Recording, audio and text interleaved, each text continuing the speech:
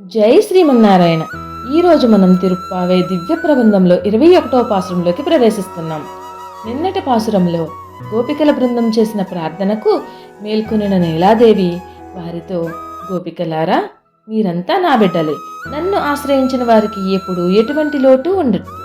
పదండి, మనమందరం కలిసి వెళ్ళి ఆ శ్రీకృష్ణుని మేల్కొలిపి ప్రార్థిద్దాం అని వారందరినీ ఆ శ్రీకృష్ణ భగవానుని సమీపానికి తీసుకుని వెళ్ళి ఏ విధంగా ప్రార్థించారో ఈ పాసురంలో తెలుసుకుందాం.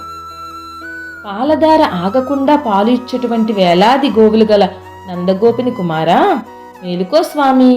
ఓ అప్రమేయ, వేదాతీత, దయాస్వరూప, ఉత్తమోత్తమ, పురుషోత్తమ, ఈ సర్వ సృష్టిని ఆరంభించిన నిఖిల జ్యోతి, అశ్రిత రక్షక, మేలుకోవయ్యా. నీ శత్రువులు ఓడిపోయి నిస్సహాయులై నీ పాదపద్మములను ఆశ్రయించిన విధంగా మేము నిన్ను కీర్తించడం కోసం వచ్చాము అని ఈ పాసురంలో ఆ శ్రీకృష్ణు యొక్క అనంత కోటి కళ్యాణ గుణాలు అద్భుతంగా వర్ణిస్తూ ప్రార్థించడం జరిగినది. ఆండాళ్ దివ్య తిరుడుగలే శరణం. ఆ శ్రీకృష్ణునితో సుగంధభరితమైన ఏలకులతో ఆండాళ్ జడ మన నరసాపురం శ్రీ ఆదికేశవ ఎంబేరుమన్నార్ కోవెలలో గోదాదేవికి అలంకరించబడి ఉన్నది.